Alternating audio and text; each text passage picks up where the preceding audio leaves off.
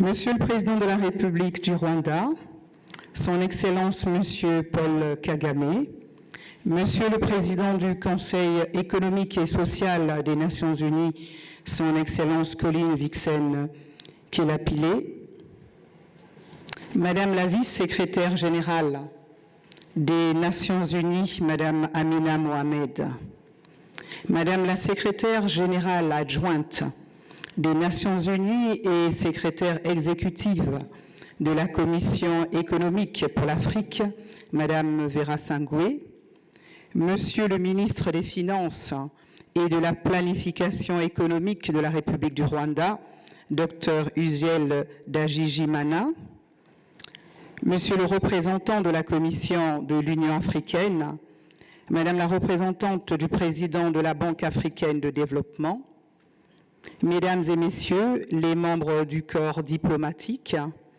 Mesdames et Messieurs les représentants des organisations et agences spécialisées des Nations Unies et autres partenaires du développement, Mesdames et Messieurs les représentants du secteur privé, des organisations de la société civile, des grands groupes et d'autres parties prenantes, distingués délégués, Mesdames et Messieurs. Au nom du président de la République du Congo, Son Excellence Denis Sassou Nguesso, et de son gouvernement, au nom du bureau de la 7e session du Forum régional africain sur le développement durable, et en mon nom propre, c'est un grand honneur pour moi de prendre la parole à l'ouverture de la 8e session du Forum régional africain sur le développement durable. Ce forum régional nous offre une occasion unique de contribuer à la transformation de notre continent en un lieu prospère, inclusif, résilient, en harmonie avec nos écosystèmes riches et diversifiés pour le bénéfice des générations actuelles et futures. Permettez-moi de commencer par l'expression de notre profonde gratitude envers son Excellence le Président Paul Kagame, le gouvernement et le peuple rwandais pour avoir accueilli cette session de notre forum régional une fois de plus. Votre présence en personne aujourd'hui, Monsieur le Président, témoigne de votre engagement exceptionnel en faveur du leadership africain, de la fierté africaine et de la transformation de notre continent dirigé par les Africains eux-mêmes. Votre pays, le Rwanda, est un modèle de résilience et de dignité.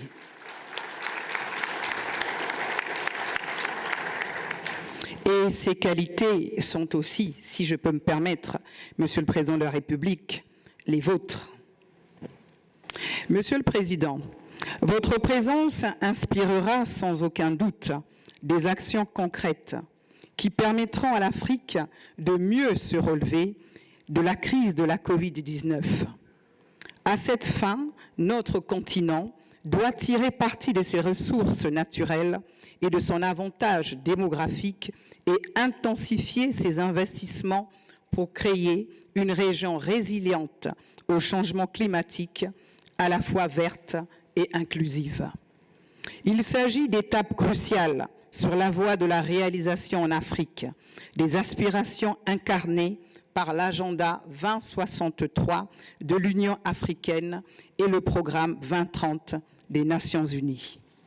Excellences, distingués délégués, Mesdames et Messieurs, lorsque nous nous sommes réunis à Brazzaville en mars 2021, les conséquences issues de la pandémie de la Covid-19 se faisaient déjà lourdement sentir.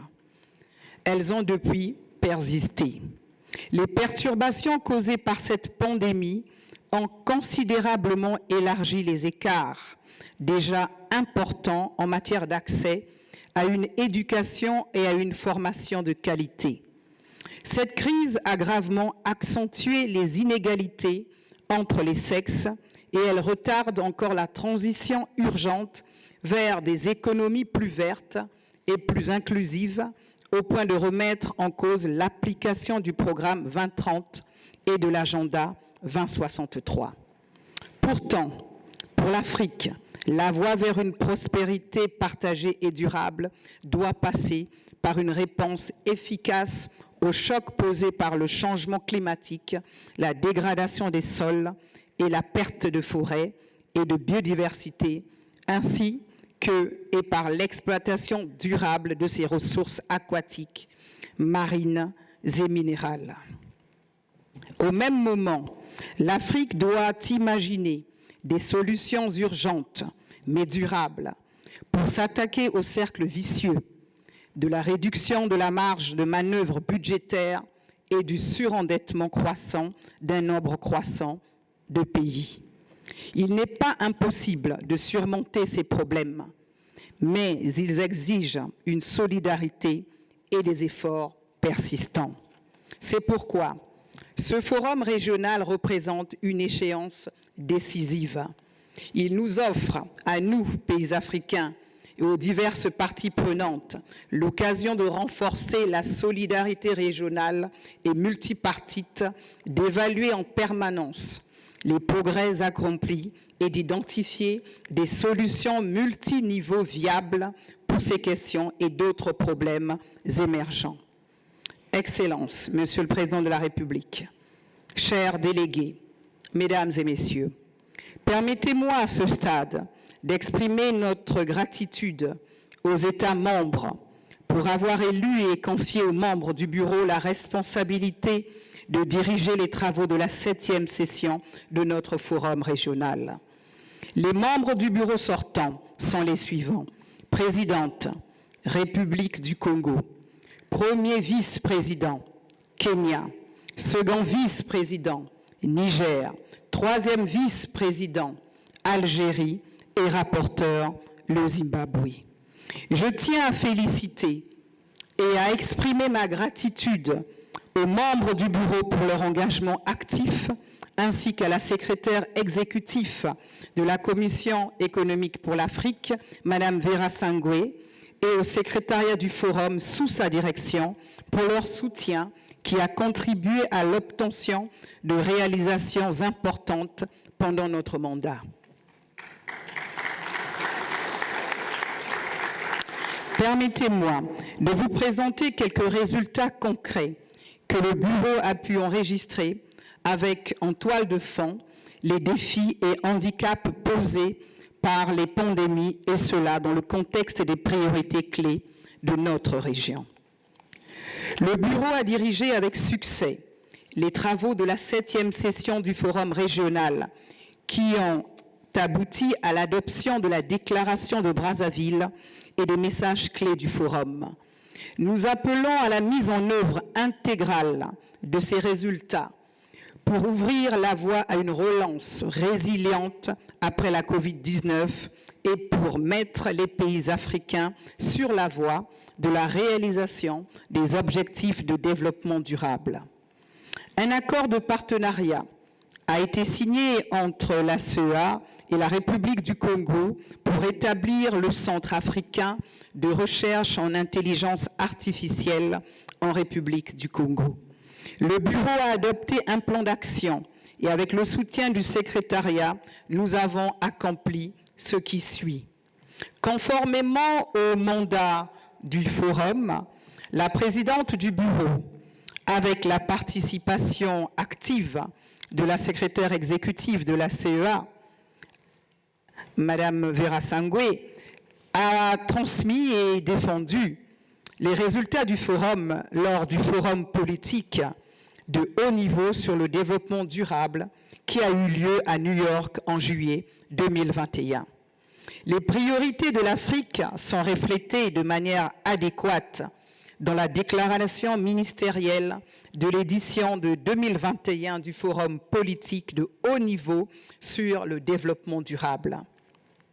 En outre, des actions de sensibilisation de la déclaration de Brazzaville et messages clés ont été menées lors de la 9e conférence sur les changements climatiques et le développement en Afrique et des comités intergouvernementaux de hauts fonctionnaires et d'experts pour l'Afrique orientale et occidentale. Par l'intermédiaire de la présidente du bureau et avec le soutien du secrétariat du bureau, le bureau a mené des actions de sensibilisation sur les mécanismes de financement de l'action climatique et du développement durable.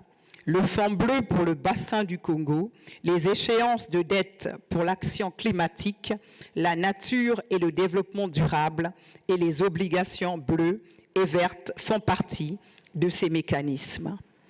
Je suis heureuse d'informer le Forum régional que la CEA et ses partenaires ont développé le mécanisme de liquidité et de durabilité pendant notre mandat.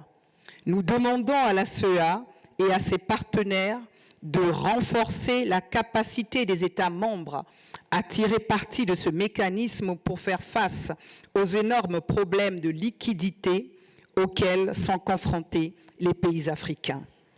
Durant ce mandat, nous avons appelé à une intensification du plaidoyer pour mobiliser les pays africains afin qu'ils s'offrent à l'examen national volontaire. Cet effort s'est traduit par un nombre record de 21 pays africains qui ont choisi d'effectuer leurs examens nationaux volontaires cette année. Un seul pays manque encore à l'appel. Enfin, en collaboration avec la CEA, le partenariat a été renforcé avec ONU Habitat, l'UNDESA et les cités et gouvernements locaux unis d'Afrique pour soutenir davantage d'examens locaux volontaires, notamment dans 4 localités du Zimbabwe, Bulawayo, Chouiza-Anvan, Mutasa et Nkayi. Excellences, Monsieur le Président de la République, chers délégués, Mesdames et Messieurs, le thème de cette 8e session, à savoir « Mieux construire l'avenir avec une Afrique verte, inclusive et résiliente, prête à réaliser le programme 2030 et l'agenda 2063 » est très proche de celui de la 7e session de l'année dernière. Il s'agit avant tout d'un appel au rassemblement pour assurer la pleine réalisation des objectifs de développement durable dans le cadre de la décennie d'action en cours. Cela implique une opportunité et une marge de manœuvre considérable pour consolider les réalisations et intensifier le travail entamé pendant le mandat de notre bureau sortant. J'invite donc le nouveau bureau et notre forum à intensifier leurs efforts sur les 5 priorités suivantes. Première priorité, l'opérationnalisation et le renforcement des mécanismes post-Covid-19 de financement pour une relance inclusive, verte et résiliente, l'action climatique et le développement durable.